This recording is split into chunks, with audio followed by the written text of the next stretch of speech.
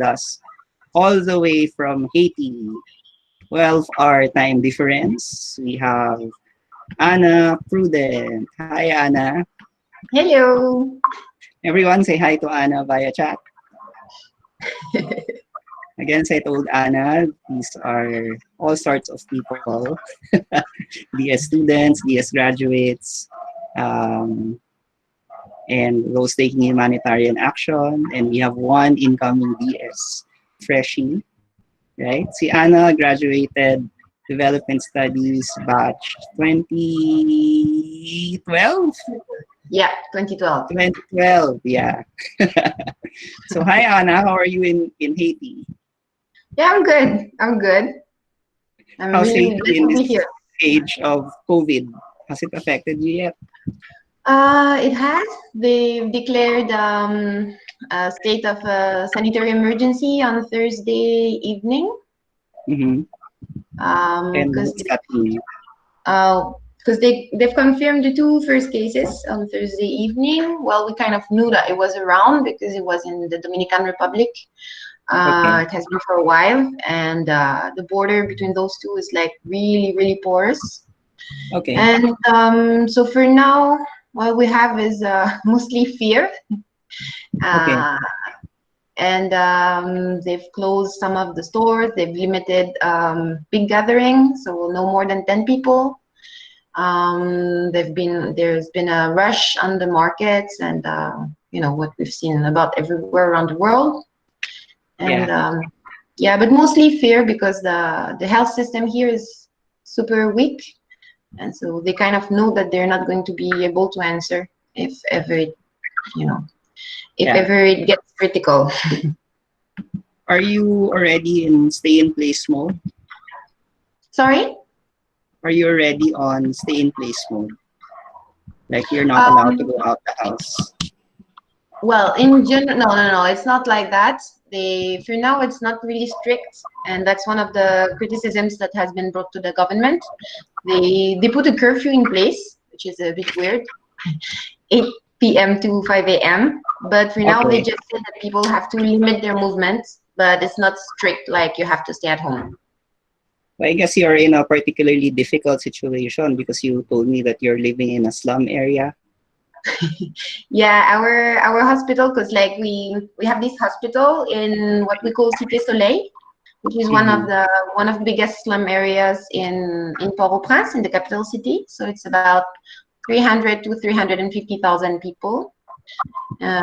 This situation in general is really bad in Haiti, even before the COVID. Yeah. Economic, politics, security, and so it's just like one more thing to put You on have to the worry about. vacation package. Yeah. How's the political situation right now in Haiti? Is it stabilized? No. It has been well, in general, Haiti have always had a really hard time to have a stable government, and but for the last 2 years, it has been getting worse and worse. There has been a Oh, huge how you call that, embezzlement scandal with the okay. money that has been loaned by Venezuela, by Hugo Chavez government, Okay. form of oil loan, and Yeah. so about 4.5 billion dollars, US dollars, We're have been stolen. stolen somewhere. Yeah, yeah. And Disappeared. yeah, and so when the public discovered that, it started to get bad, and over the month and over the years, the situation has only worsened because the loan from Venezuela stopped, of course, and Mm. so prices have increased, the value of the money has decreased, and it has been going worse and worse over the months, and so now we're just waiting for I will say for for the support for the actual government to maybe stop, because there Okay. has been a lot of So there external has support. been lots of protests. Yeah, lots of protests, very, very violent protests, and Violent public services. protests. Yeah, very violent protests. At some point, we could not move around the city because there were barricades. Mhm. So even ambulances had difficulties going around the city. So I suppose it makes your work harder given the political instability. Yeah, because on the one hand, it gives more work because there are less public structures, even private structures are closing down, Mhm. and the security situation makes it difficult for us to go around. So it takes a lot of communication and being well known, being accepted, so that people understand that it's like a public good. Like MSF is a Mhm. public good in Haiti. Would you say, Maurice has a question here, what is the most challenging aspect of your work? Would you say that the security is the most challenging aspect of your work? In Haiti, no, it's not really the most challenging part of the work. It's Mhm. just that the extent of the needs is so big in Haiti Mhm. that it's like you only tackle one health issue in the country, and Okay. it's like needs are piling up, Mhm. and your capacity to do something is not. So I would say Okay. that's the most difficult part, the choice part. Yeah, because there are so many things that have to be done. Yeah. What's the role of someone like you who's not a trained medical person in a group like MSF? So project coordinator, it's like how can you say that? It's like you're the driver. Okay. You make sure that the people are all on board and that they work all together and that they go all in the same direction. They coordinate, and then another aspect of it is security. Of course, Mhm. you really like the focal point of security. Mhm. Um, you're in charge of representation, so making sure that the people around, so the communities and I mean whatever actors are around, they know us, they know what we do, and they know what kind of collaboration we need from them. So And we you're the boss? also play a part in Are you no, the no, no, boss I have there a of boss. MSF? You still have one more boss. Yeah, yeah, I still have one more boss What's in that Haiti. person called? What's that Usually, person we have called? Who's several your boss? projects. We have Ah, several okay. projects, and then there is one central, what we call the coordination.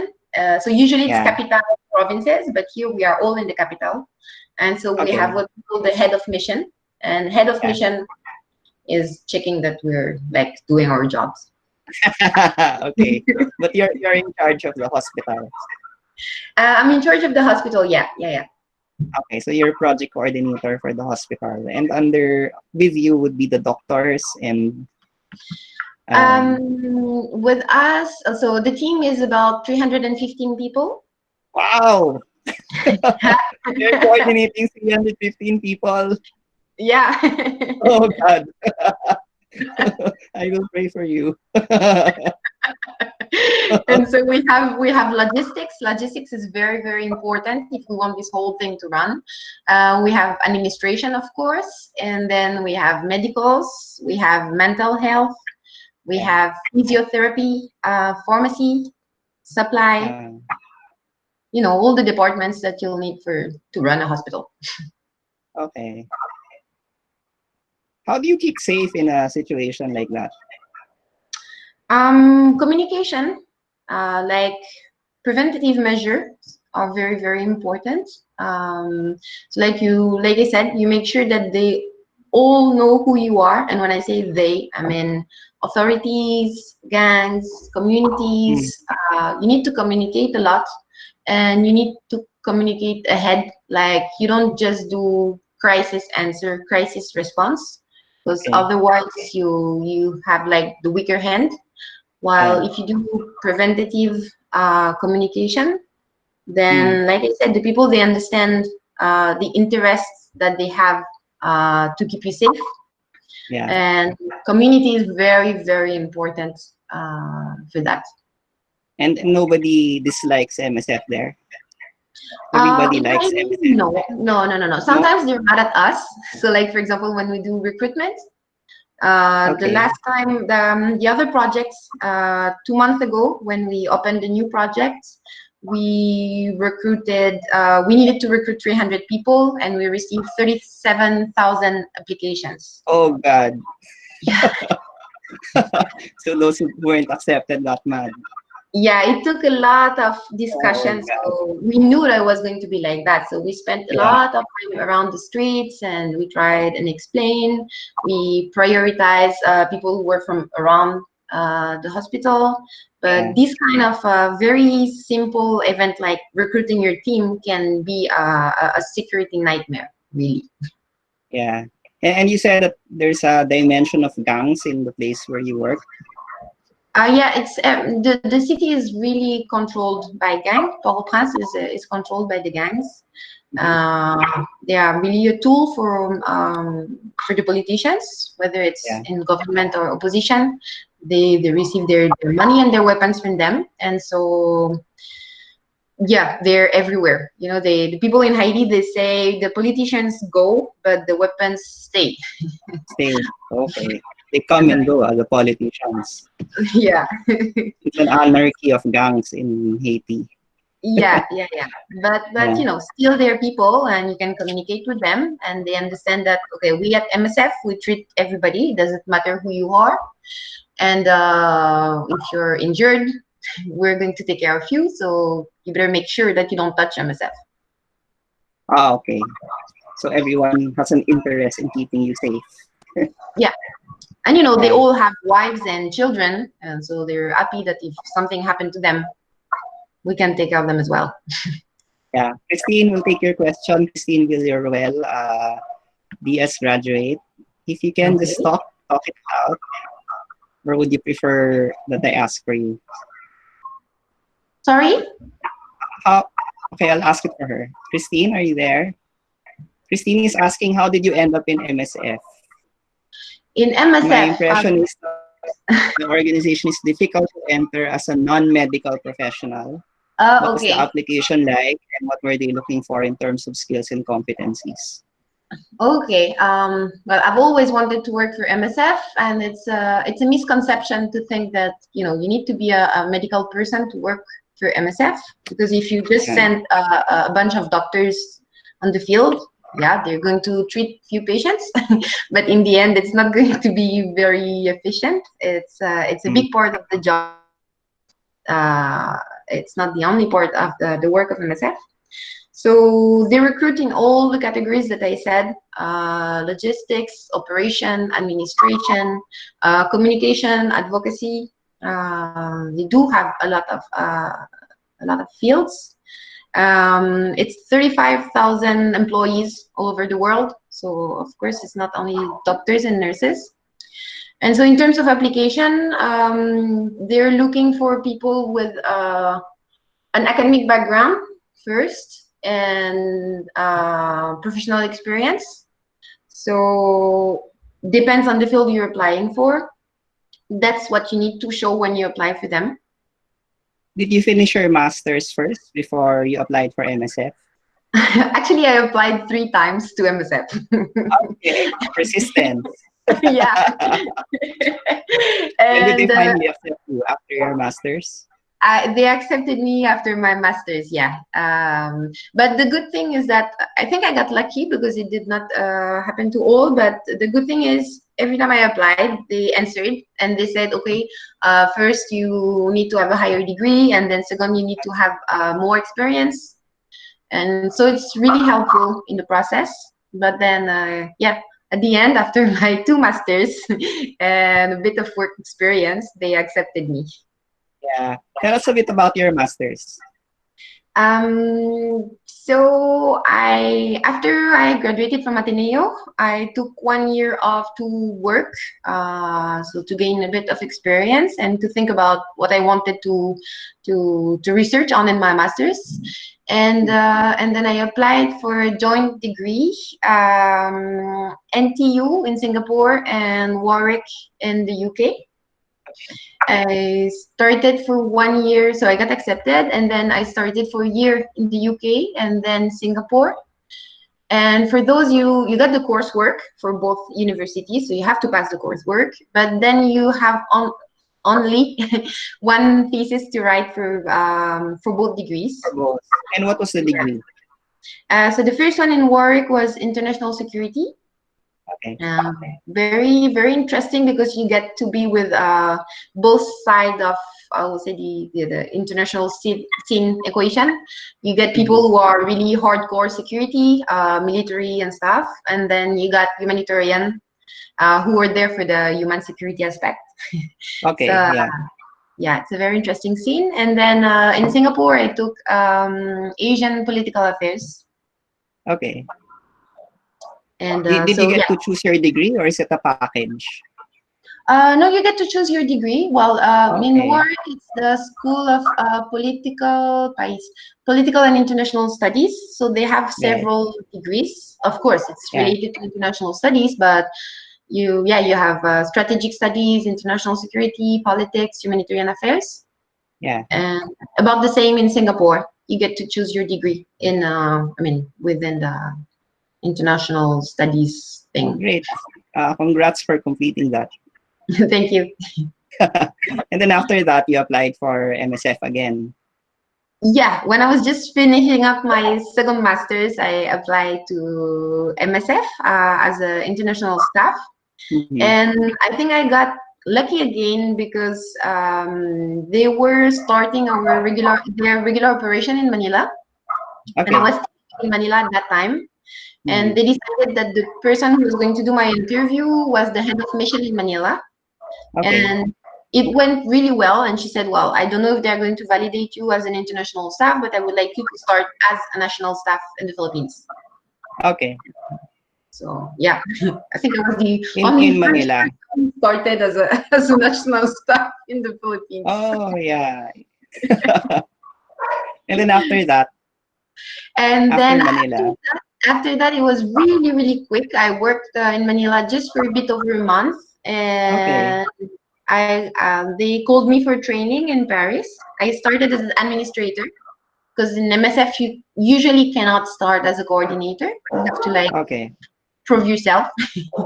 Okay. So I started as administrator. I got the training for that, and just after, well, right in the middle of my training, they told me you can go to Libya. It's an emergency project. Hmm. What was that So like? I mean, was that in the middle of the meltdown of Libya? yeah, it was October 2015. So I will say the Okay. meltdown was already there, but Okay. it was in Benghazi when the forces of Marshal Haftar were Mm-hmm. really fighting against Dawn and Daesh at that time. Okay. So it was very, very interesting because it's not regular humanitarian setup we're used to, but very challenging as well because the Libyans were not used to receive international help from outside. They're Mm-hmm. usually the one bringing help Oh, uh, okay. to other countries. So it was yeah, challenging but interesting. What was the setup there? A camp? No, we were just starting when I went there. I went there right after the first exploratory mission.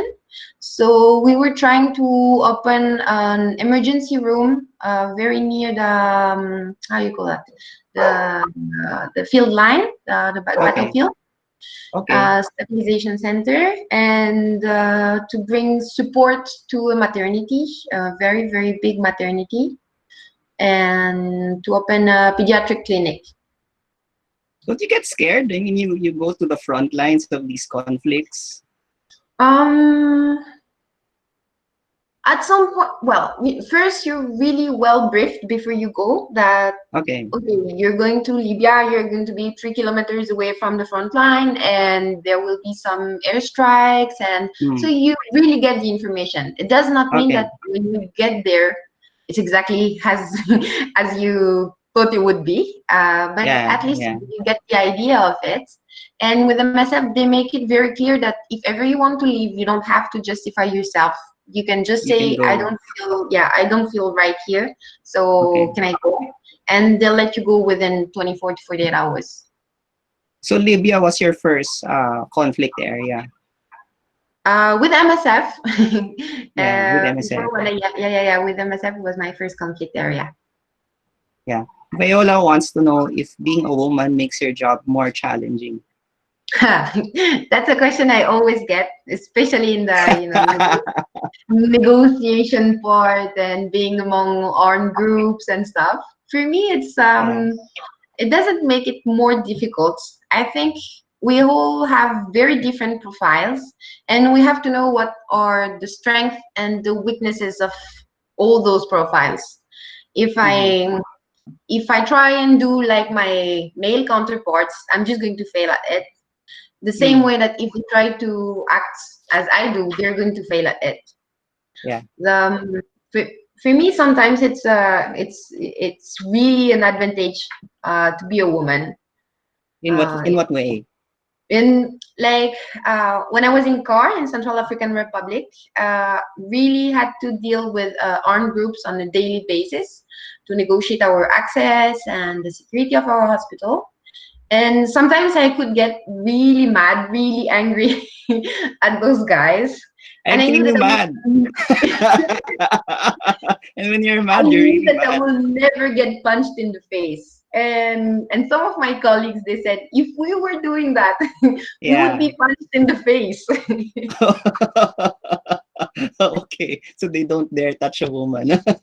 Yeah, yeah. So sometimes it takes a bit longer to be accepted. Like, yeah, there are some, it's part of the society that okay, women usually Yeah. don't The get in culture. this kind of position. But Yeah. after a while, I mean, if you prove yourself, if you show that you work hard, then uh, you usually get well accepted. Okay. At least So I've you never had a bad experience. so you were in Libya for 4 months, and then after Yeah. that, And then after that, Ivory Coast for 1 year. okay. What was that like? Uh, What was the situation? And Ivory Coast was a very, I will say, kind of a quiet project. I mhm. mean, in terms of MSF scale, I would say, a regular maternal health project. So we were supporting a maternity in northern Ivory Coast. Yeah. Um, it was a partnership with the Ministry of Health because it was part of their priorities. In northern Ivory Coast, they have very high maternal death rates. And so they needed some help to work on infrastructures, circuits within the hospital, training, and all these kind of things. So MSF decided to start a partnership with them for 5 years. It was also interesting. The partnership part was very interesting. You don't get to do the super fast MSF way, like okay, we Oh, come in yeah. with the big money, the medicines and all the doctors, and we just set everything in 3 months. Yeah. You So cannot it's a do that slower in culture, huh? it's a slower culture, and you have to make sure that what you put in place is going to be here to stay because it's not an MSF hospital. It's a Yeah. Ministry of Health one. And so if you Uh, just change everything, change the standards, then okay, you're happy for a year, for two, and then Ministry of Health is never going to be able to sustain that. So yeah. you have to work differently. Yeah, but I noticed that you had 4 months in Libya, and then how many years in Ivory Coast, and then a couple of years in Central African Republic. It seems like you're moving around a lot. Yeah, yeah, yeah. I think it has pros and cons. Like the sad thing is that you don't see the projects that you work on. You don't see them in the long run. But the Yeah, good thing is that it kind of also humbles people. Like we're not irreplaceable. There is one project yeah. coordinator here today, and then there will be another one just as good and most of the time better. And so you just do your work thinking that somebody else is going to take over. Is it really the practice of MSF to rotate people? Yeah, yeah, yeah, it is. So usually, what's the tour of duty in one place? How Mm, long? it depends, emergency or regular setup. Yeah. Emergency is 3 to 6 months. Sometimes Okay. you can go crazy and stay for a year. Yeah. And regular project, you can stay 6 months, 1 year, 2 years. Yeah. Maurice is asking if it's difficult to keep relationships given that you're constantly shifting locations. Yeah, it takes a lot of work, and it takes acceptance to, yeah, to accept that, well, some people are just not going to like that you go around all the time, and that it will take too much work to maintain the relationships. But for other relationships, it strengthened them. Like, you really, it's like you really you really know that these people are here to stay. Yeah. And although you don't give news all the time, like when I was in car, I was working like 24/7, and I Okay. was a really bad friend, bad sister, bad daughter, bad everything.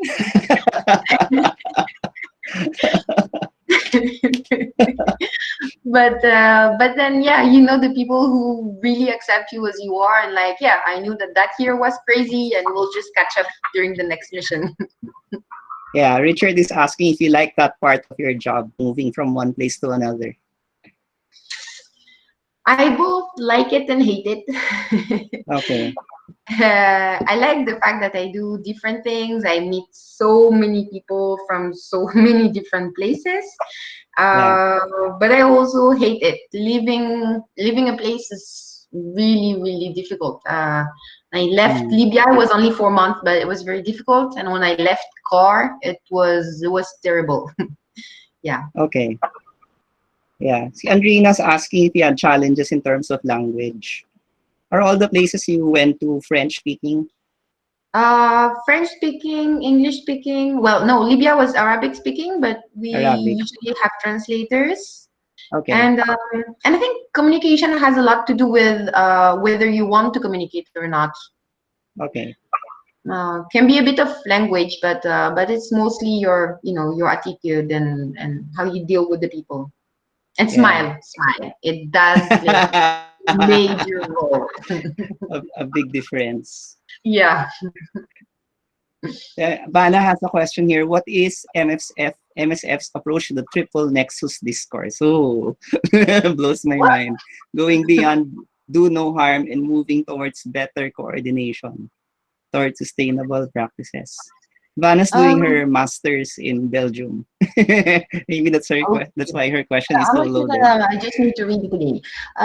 It's like a Going. thesis statement, Vanna.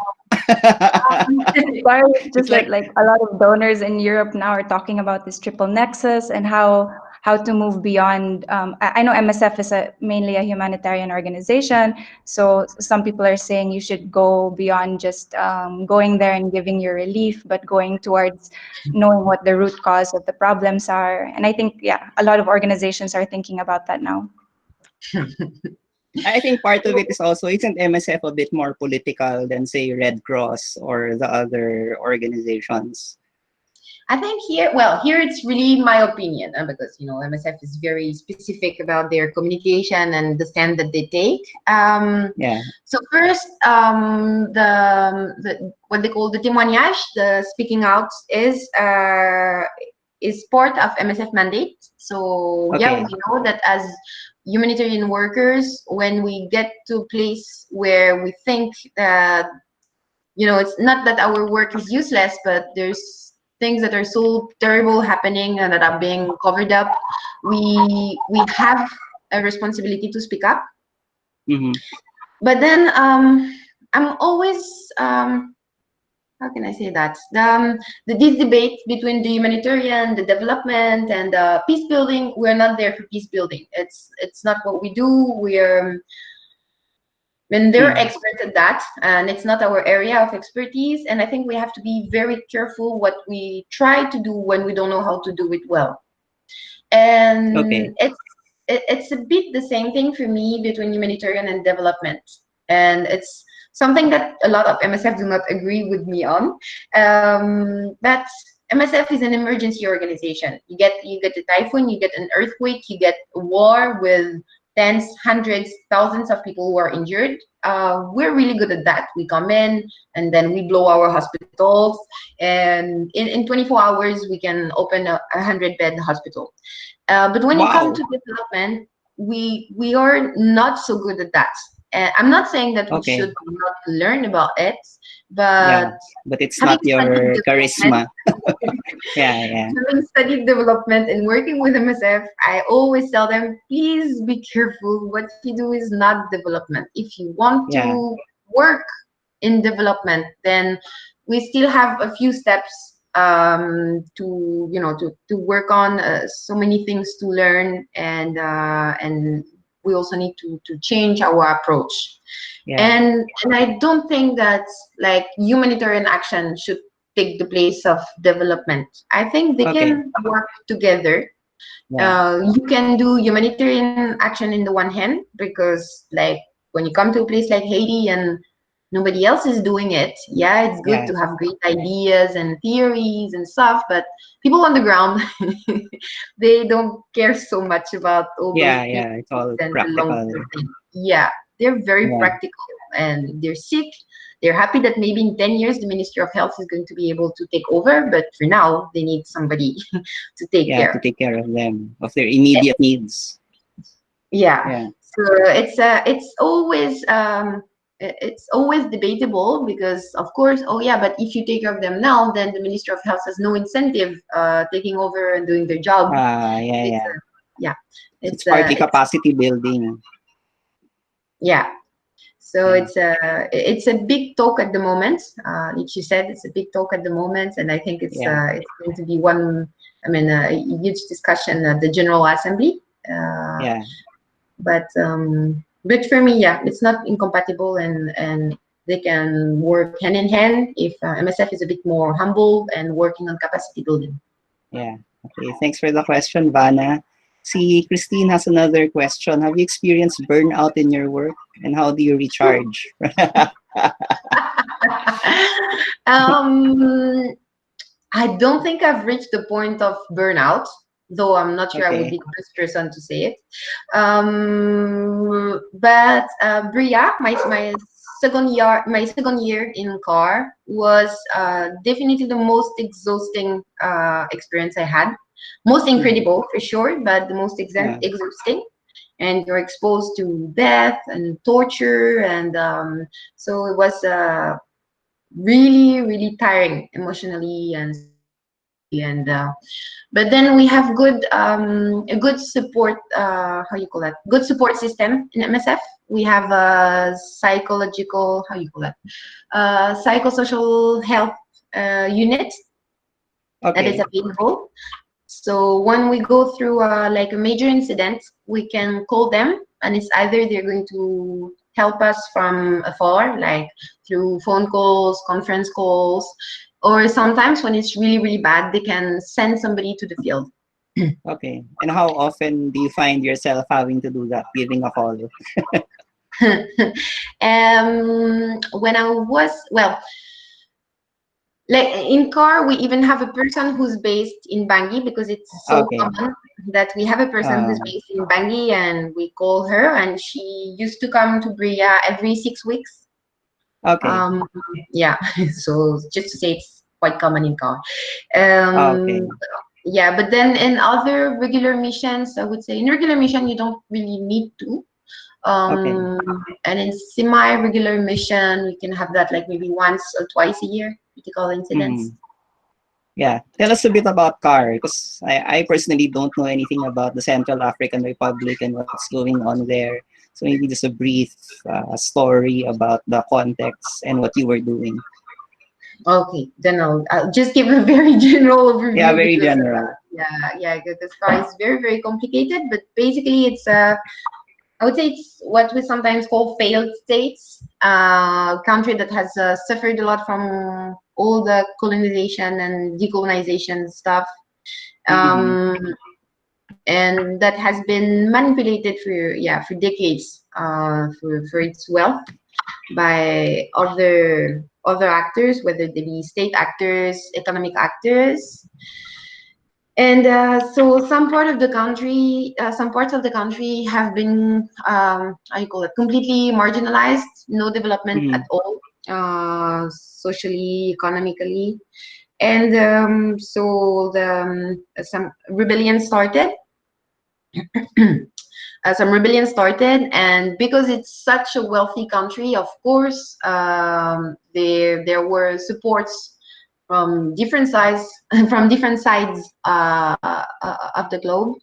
And so it's, if we want to make it simple, it's one group called the Seleka or ex-Seleka against the Balaka, anti-Balaka.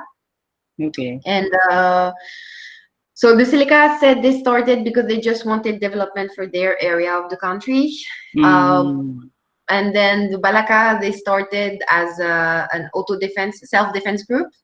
Mm. But then over the years, the level of violence became so high that there was some kind of a memory of violence that started Mm. to develop, and Mm. some manipulation in terms of religion, ethnic Mm. groups, and nobody really has an interest for CAR to become a peaceful country. There are diamonds, there is Mm. gold, there is oil, all those Mm. things that people are running after. And Okay. so you got about 2/3 of the country that is being controlled by armed groups, Mm.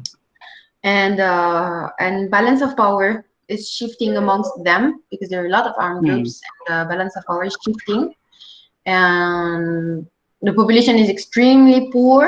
The public system is almost inexistent. Okay. Yeah, Yeah. that's basically So CAR. And so your job there was your job. Um, operation, I mean, MSF operations in core is one of the biggest in the world. It's one of our biggest field of intervention. It's just to give you an idea cost. So there are 4 sections working in core, and MSF France in core is spending about 17 million euros per year and hiring Wow. 1,200 people. Wow. You are the public health system there.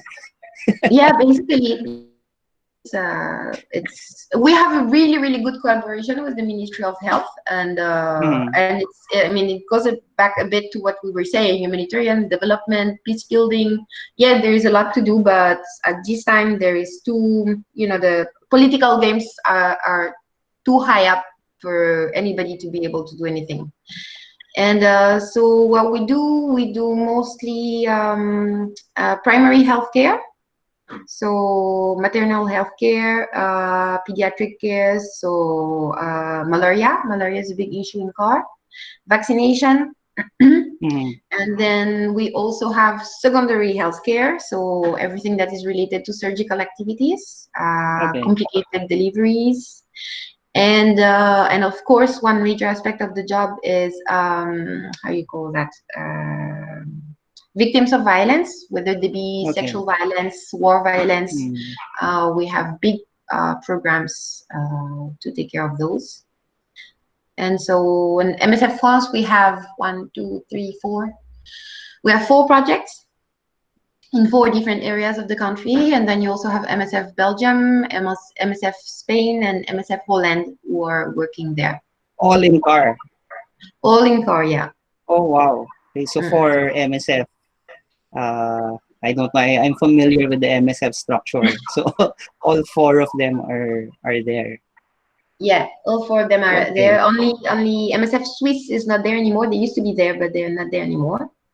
Okay. And one big project that we have in core is what we said about competency building. So we are training people to become registered nurses, Okay. anesthetic nurses, and what Mm. else? We have nurse aides. Yeah. Paolo is asking if you've had to extort. You have to deal with groups that extort from MSF. They try, of course. And so that's why the negotiating part of our job is very important, and all the community acceptance is extremely important. Mm. And CAR is an incredible school for that, because like if you just go to Bria, there are 6 armed groups, and basically if they don't understand you, because they have You really hone roadblocks. your negotiation skills, huh? Yeah. When your life is on the line. But it's for them to, like I said earlier, it's for them to understand, like when you're stopped at a roadblock, they need to understand that, okay, I can just go around and not take care of the people who are beyond that roadblock. But then you're the armed group. You have the weapon, but you also need the support from the people. And if you stop people from getting their health care, it's not MSF who's going to be in trouble. It's the armed group itself. Ang And tapang mo, Ana. sorry? Ang tapang mo. You need to. Grabe, did you know that you were really getting into something like this? I mean, was this what you expected? Cam's asking, Cam Madis. I could never have imagined getting into this kind of situations. It's like sometimes I go home and I think about what happened during the day, and it's like it was a crazy day. But then when you're in it, you're just thinking about what it is that you have to do, and you do it, and you try and make it work. But truly, you sometimes happen to have some conversations that are just out of this world. Can you give an example? I remember one day that the city was locked. There was the night before there was a murder. I was on the road for outreach activities, and there was a murder between the two major groups of the city. And so I hurried back to Brea. And so when I arrived in the city, I started to see all the MSF vehicles going around and transporting the staff and all. And so I said, why are we driving the staff home and to the hospital? What's the point of it? And so my logistician told me, we have no choice. They cannot walk around the city. The armed group, they said nobody is allowed to walk around the city. And I said, no, we are health care provider. We're not a bus system. So it's either our staff is safe walking around the city, or there is no hospital service. So I called some of the people from the armed group, and they said, okay, you can come. We are here at the bridge. And I said, okay, I'm coming. I came, and it was really unrealistic. They were with their tea and their shisha, and and so I said, okay, we need to talk because my cars are driving all around the city. We cannot carry the water. We cannot care for the emergencies just because you block the road while drinking tea. I said, this one, it cannot work. And so he said, yeah, but we're happened to one of our guys, so nobody's walking around the city. I said, fine. If nobody's walking around the city, then hospital is going to close. No, you cannot close the hospital. You're an emergency service. I say, yeah, but if my people cannot go to work safely, then it means I cannot run the hospital. And he said, okay, do that, do whatever you want. And I said, okay, but right after this meeting, I'm going to see all the community leaders, and I will tell them that the hospital is closing because General blah blah has decided that our people cannot walk around the city. And then you deal with the community leaders. Well, okay. If they wear their identifying t-shirts, then they can walk around. But no water for the other side of the city. I said, no. Okay. That's health. Water is health. Let the water go through. Okay, but on the MSF, but not the other ones, huh? So that's your job. We have to talk to all these armed groups. That's part of the job. It's not all of it, but that's part of the job. All right. I mean, where do you get the strength? And you're still smiling. Where do you get that? You need to be smiling. They smell fear. If you're afraid, you're dead. Okay. Maya says she needs that energy in her life. No, seriously, Ana. Where do you get all that energy? From the work, it's such a great feel when because sometimes I get really tired, I get a bit depressed, like, you feel like you're wasting time and all. And then I go through the hospital and I see what we do. And, that's the best energizer there is. It's it's really, really great. 2 weeks ago, we had the guy, 1 month ago, we had the guy come back to the hospital. I didn't know him before, but he was taken into MSF hospital a year ago. 70% of his body was burnt. So Okay. 70% burnt body, it's like, you're basically dead in most places of the world. And of course, in Haiti, Yeah, you would be yeah, dead. And he stayed for 8 months in our hospital. And so a month ago, he came back and he just wanted, because he heard one of the nurses who took care of him was back here in Haiti. And so he wanted to say hi and to say thank you. And it yeah, was incredible. The guy was all dressed up. And yeah, when I saw him and he told me, at first it took me a while to understand that he was the burn victim. yeah, Because yeah, I could not yeah, see anything. yeah, And yeah, and his mobility was fine and he had gotten back to his job. So this yeah, kind of thing, it gives you huge amount of energy. And it doesn't matter the amount of work that you have to do during the day, yeah, they give it to you. yeah. So that gives you the strength to go on, huh? Yeah. You keep in touch with friends, family. Yeah. My sometimes for the family, sometimes it's a bit difficult to understand why you will go to those places, why you Yeah, would do that job when you could get a much quieter job somewhere else. yeah. But yeah, we keep in touch regularly, and friends. Yeah, it's they understand. I mean, the friends that I still have, they understand well. Still have friends from the Philippines. Yeah, a bit, but it has been a bit hard to come back to the Philippines. Haven't been there for more than a year, so yeah. You still have family here or not anymore? Sorry? You still have family here in the Philippines? Yeah, my sister is still running her foundation in the Philippines. Ah, what So, foundation? Dilipin Foundation. Oh, the one in She, Delphine Foundation. Okay. yeah, the Dilipin Foundation, the play therapy thing. Well, at this time it's they cannot do much, but yeah, they're still running and operating. Yeah. So do you have tips for DS students and DS graduates? For those who are not yet DS, take DS. That's the first tip. If you can't do major, at least minor. Yeah. And grab opportunities. I mean, I know that I I've always like said to myself, if there is an opportunity, just say yes. And then you see after how you're going to be able to run with it. But like just take any opportunity that come your way. And it can be I mean, most of the time it will be good experience. Sometimes it will be a bad experience, but you'll always learn even if it's from bad experiences. Uh, So yeah, grab opportunities and work hard because humanitarian work is a lot of work. So you can you seem to easily be get enjoying tired it. with the change of field. You see yourself there, medium term, long term, in that kind of work?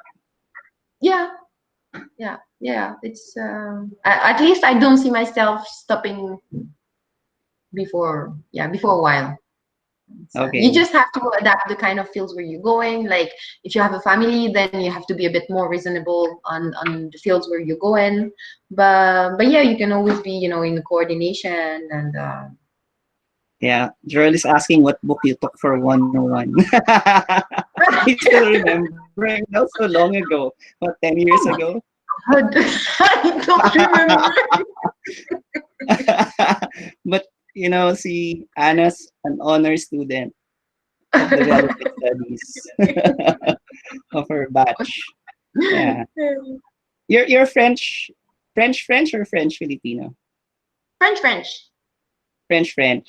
But how But did you happen to be around the Philippines? Um, I was about to say because of my sister, but I will say thanks to my sister. Okay. Because she started our foundation in 1995, and so when I graduated high school, I really wanted to see what it is that she was doing there, and so I moved to the Philippines. But my parents would only let me move if I took a college degree in the Philippines, and so Okay. that's why, yeah.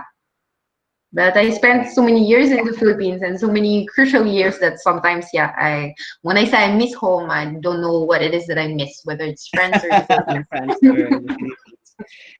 Si Ana's French, pero magaling yung mag-Tagalog. But it's a bit rusty now. Ah. Rusty For after so all many these years. years. Yeah. John Paul's asking favorite memories from DS classes, Favorite memory? from development studies classes. Uh, that's difficult. Were they No, all I mean nightmares? it's like I mean the classes, DS classes are like so different from what you get from other courses. It was really nice. I loved all the, I cannot remember the name of the courses, but I remember I loved the community thing when we had the Yeah, people who were coming to talk about, yeah, talk about community organization. yeah. Um yeah, I think I loved most of my classes. Though I Yeah. didn't like the question thing at the beginning of your class, sir. Join the club. Yeah, when we were all looking around hoping that we're not going to be picked on. It's a universal experience since 1995. And it seems like you have this ability to tell who did not do your readings. Yeah, I Because can it's tell like from you the can not do the reading for just one time in the whole term, and that's the time you are going to be questioned. yeah, I can tell by the way that you move, the way that you look. And just for everyone's information, Anna's thesis advisor was Jail. Yep. Yeah, because she did a thesis on what was it? Quranic education in Maharlika village. Yeah. So even back then, she was into this Yeah, religion and very much into exclusion. it. Yeah. Okay, guys. Any final questions for Anna before having worked in conflict areas?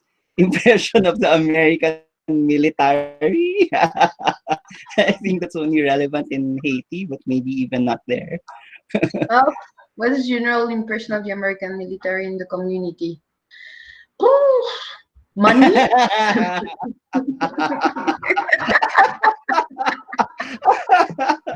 He's already expecting a bad answer, he says.